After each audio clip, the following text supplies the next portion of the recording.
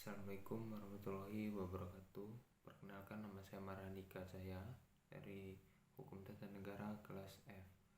NPM saya 1921020376. Di sini saya akan mempresentasikan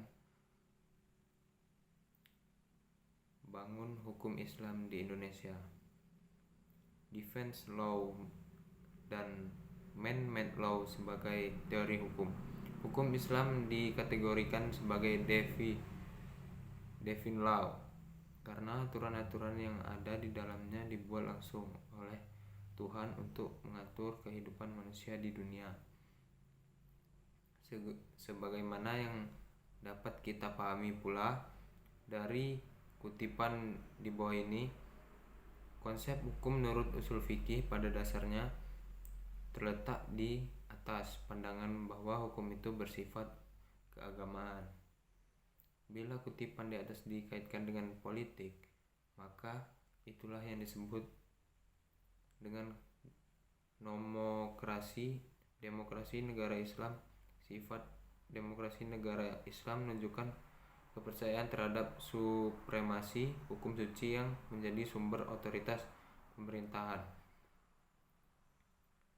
Ikatan-ikatan penyatuan antara agama dan negara dan supremasi hukum suci berasal dari kehendak Tuhan secara bersama-sama menegakkan kembali kewajiban yang setiap hamba untuk taat kepadanya. Menurut Kaduri, warga negara Islam adalah hamba Allah dan hukum-hukumnya adalah hukum suci karena ia berasal dari Allah Subhanahu wa Ta'ala, tidak diterapkan oleh manusia. Pada kenyataannya, hukum Islam merupakan perintah Tuhan. Dan karenanya bersifat mengikat sebagai sebuah cita-cita agama yang berbeda dengan hukum buatan manusia, man-made law, dan dianggap sebagai fenomena soal yang tunduk pada kebutuhan manusia dan nilai-nilai. Perkembangan hukum Islam di Indonesia.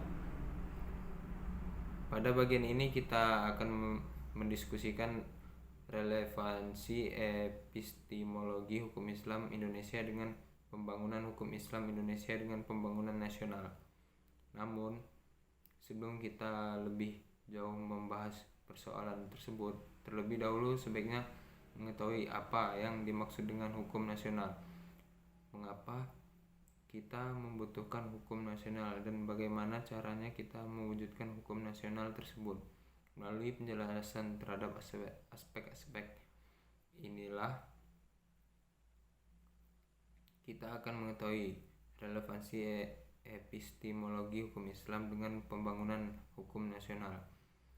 Pembangunan hukum Indonesia dalam rangka membangun sistem hukum nasional.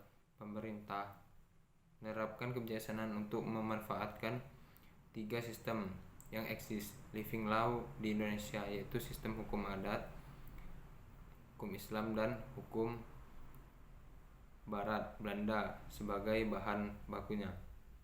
Ketiga sistem hukum sangat berkontribusi dalam pembangunan hukum nasional.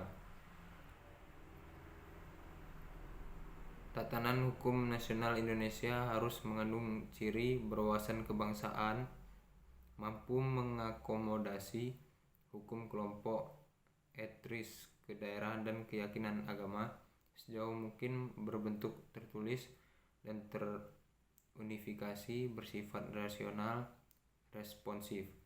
Perkembangan hukum Islam Indonesia, sarana dan prasarana. Berdasarkan penjelasan di atas, tampak sekali dalam hal penetapan kebijakan hukum di Indonesia, pemerintah telah menjadikan hukum Islam sebagai bagian dari hukum nasional.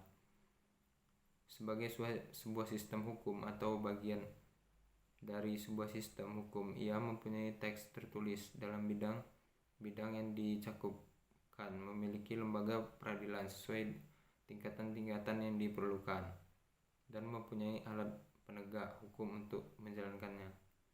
Sekian dan terima kasih, itu saja yang dapat saya sampaikan. Mungkin mohon maaf bila ada kesalahan dalam penyampaian. Saya akhiri. Wassalamualaikum warahmatullahi wabarakatuh.